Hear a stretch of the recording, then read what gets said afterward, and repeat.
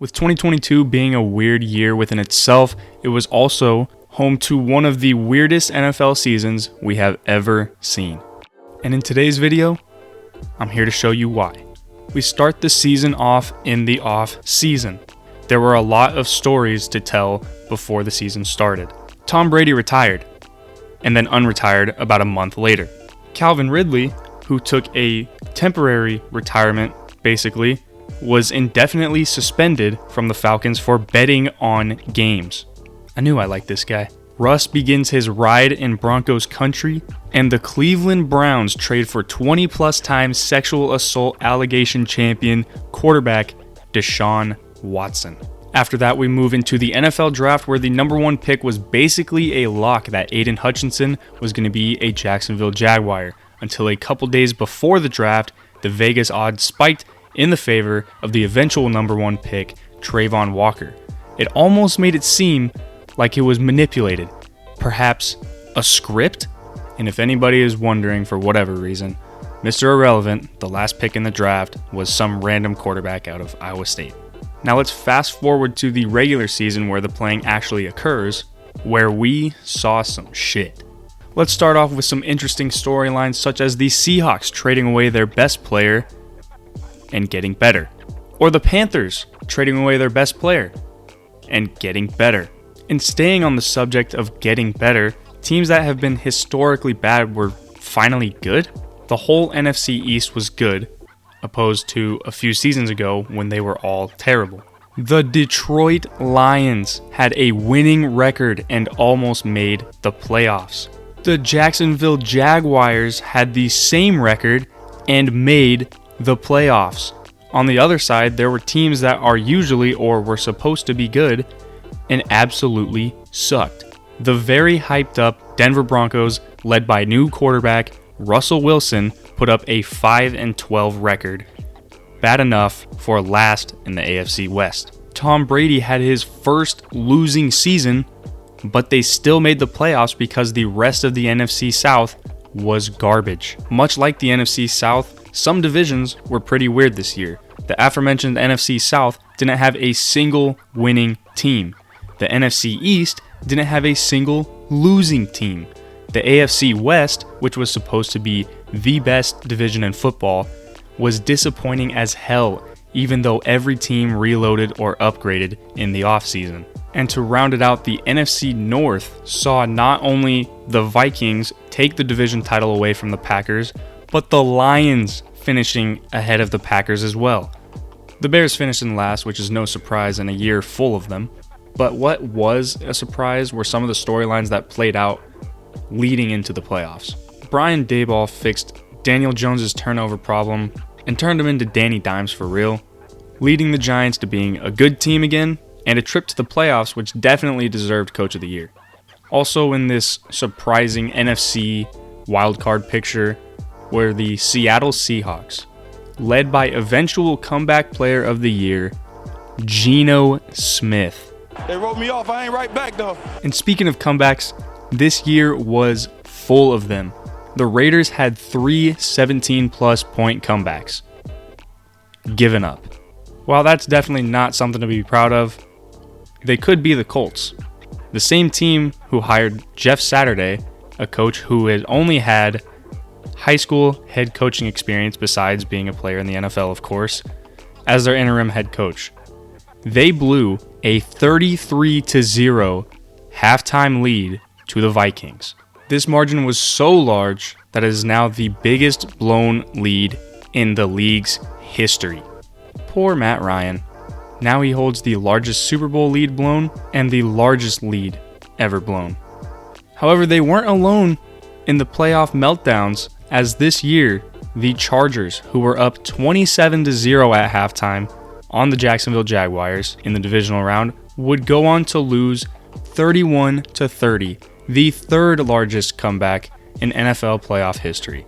But as much as things changed this year, things stayed the same. On top of the Chargers sticking to their dysfunctional ways, Mike Tomlin still doesn't have a losing season, the Texans suck, and the Chiefs are the number one seed in the AFC. However, they would reach this number 1 seed, controversially aided by one of the scariest moments in the league's history, where a player literally died on the field. He was then brought back to life through CPR, so he's good now. Or is he? But seriously, the Damar Hamlin situation was a very scary event, and I'm glad that he's okay. That moment did help the Chiefs retain the number 1 seed in the AFC after that game was canceled and not rescheduled.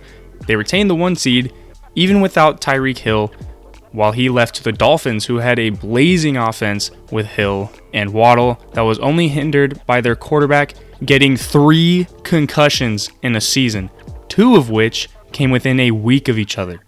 Obviously, he had to be in a lot of pain, just like the fans who had to watch this brutal reffing throughout the season. The typical roughing the passer bullshit and questionable or phantom calls were a staple of the 2022 NFL season, becoming quite the talking point of the playoffs. The playoffs that were pretty interesting as well. The Cowboys finally beat Tom Brady, just to lose yet another divisional round game. The Vikings were booted in the first round by the revived Giants, but the most interesting thing in all of the playoffs was the story of the San Francisco 49ers, who made the NFC Championship despite their quarterback situation. The Niners were led by Brock Purdy, the random quarterback out of Iowa State, taken last in this year's NFL draft. From irrelevant to relevant, much like some teams this year, we saw one of the most unlikely stories unfold right before our eyes until they were beaten by the Eagles when he tore his UCL in his throwing arm, which eventually led to Christian McCaffrey playing quarterback for them. On the other side of the championship weekend, the Chiefs and Bengals ran it back in the AFC Championship. We got to see a pretty good game, but the refs had to make it about themselves. After missing some big-time holding calls, at the ending of the game, they sprinkled some roughing the passer and late hit calls, leading to a KC win that will be slightly tainted and remembered by Bengals fans for a long time. However, it doesn't just end there. The Super Bowl was not excluded from the craziness of this year. But before we get to the Super Bowl, we need to take a step off the field to acknowledge an event that happened beforehand. As a guest on the Macrodosing podcast, Arian Foster made a claim that set the world on fire, that the NFL was rigged, and adding that they are handed a script to follow every single week. The sarcastic claim made on a parody podcast was largely joined in on by other NFL players, acting and joking as if they had the scripts as well. However, fans and conspiracy theorists were going crazy, unironically believing that the NFL is predetermined. However, the poor reffing that happened this year did not help the league's case. But let's head back onto the field for Super Bowl 57. For the first ever Super Bowl with 2 black starting quarterbacks was played on a grass field that took 2 years to prepare, and it was absolutely terrible. Just like Rihanna's halftime show, where she basically just took 20 minutes to reveal that she's pregnant again. Aside from that, the game was fantastic. Back and forth battle, high scoring, but of course, we can't just have a clean game being played.